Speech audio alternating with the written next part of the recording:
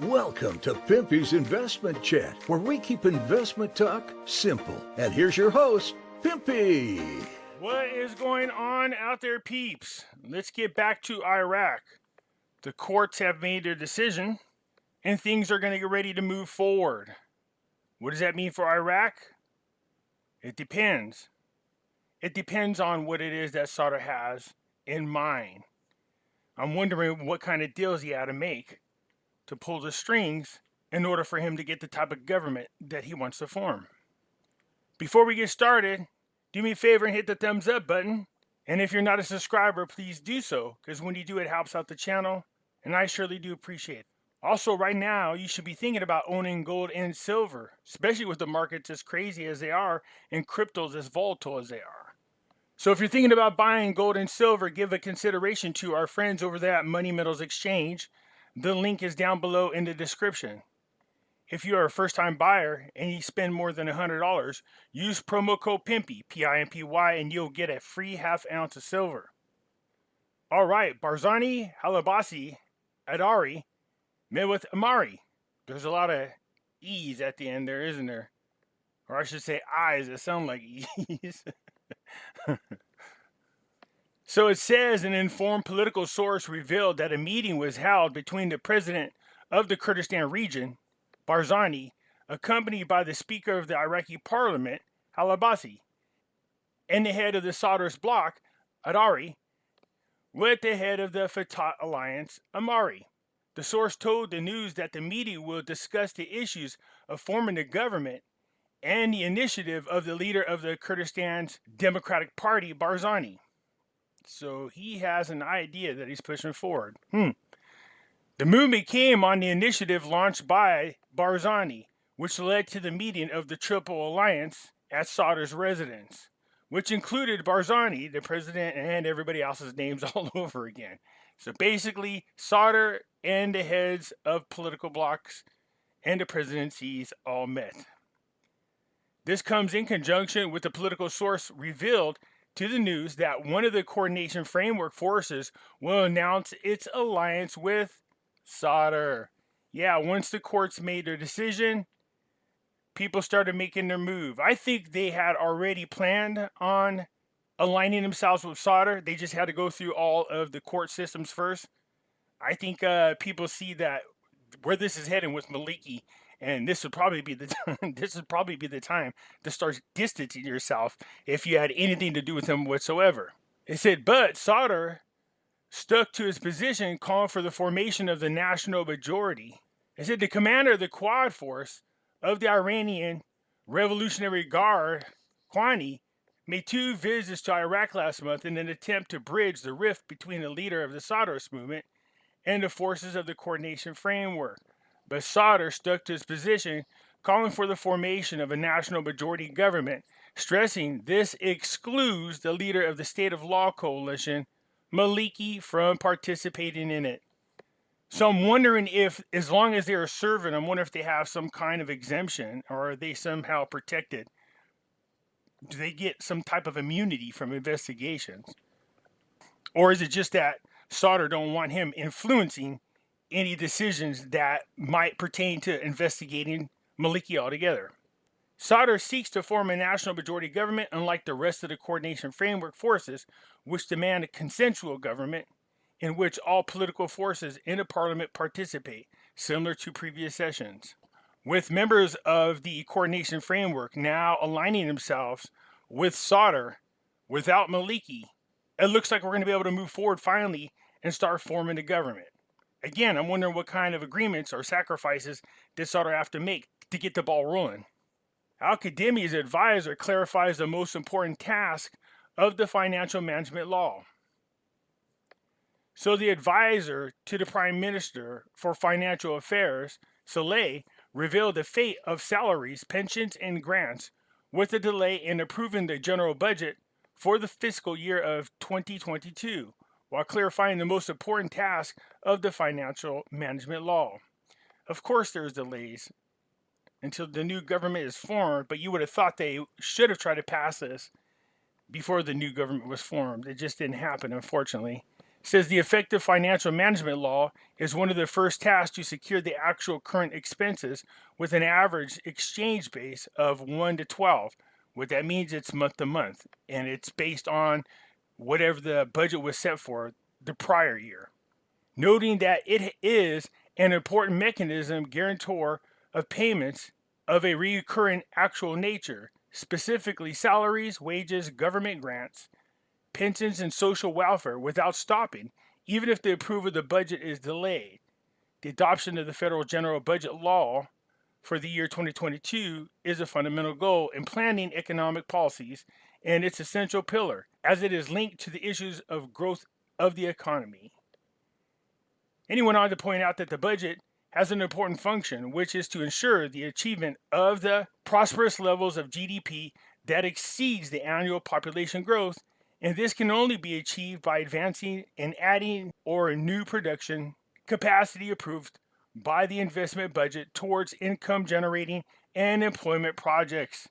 So they are really, Al-Qademi and his people have done a good job of trying to get Iraq on track. It's going to be interesting to see if they stay there. But right now, so far, so good. And they're definitely benefiting from the oil prices. If they're budgeting for $55 a barrel and it's around 82 right now, I'd say they're doing pretty good. So Iraq signs a memorandum of understanding with the Federation of European Banks to develop European-Iraqi relations. Again, making more moves to help strengthen the economy of Iraq. And I won't bore you with all the details, just know they had a memorandum of understanding dealing with the banks. So al-Qurashi, get to know the buried ISIS leader and the reason for calling him the destroyer. Why do we need to get to know him? Get to know the buried ISIS leader and the reasons for calling him the destroyer. U.S. President Biden announced that the leader of the ISIS terrorist gangs who left the tomb, or was killed, is probably more like it, since ISIS announced that al-Hashami al-Qurashi took over the leadership of the organization after the killing of al-Baghdadi in October 2019. It has remained a puzzle and a mystery for the American and Iraqi intelligence who do not know much about him. Well, I would say that's doing a damn good job as a leader if even the intelligence community has no idea or has no information on you whatsoever. But later on, U.S. official obtained a lot of information about him. Well, there you go. And the State Department placed him on a list of the most wanted terrorists and offered a reward of $10 million to help for his arrest. That's a pretty good chunk of money. A new report revealed his name was al-Walawa. Now, I'm not even going to try it. And he was known by a number of nicknames, the most famous of which Professor and Destroyer, and everyone agreed on his brutality. So anyways, according to Jean Fellou, an analyst at Sciences Po University in Paris, he played a key role in the ISIS campaign to liquidate the Yazidi minority in Iraq through massacres, explosions, and sexual slavery. The new leader of ISIS was born, most likely in 1976, in the town of Taharaf, 70 kilometers from Mosul. I don't think we need to know all that. So anyways, it goes on to say a lot of eyebrows are raised because rarely does a non-Arab man rise to the front ranks of ISIS. I would imagine right now they're not too particular, considering they're pretty scattered. So it goes on to give you the background of the guy that was killed. Just know that there is one less ISIS fighter, one less ISIS leader out there.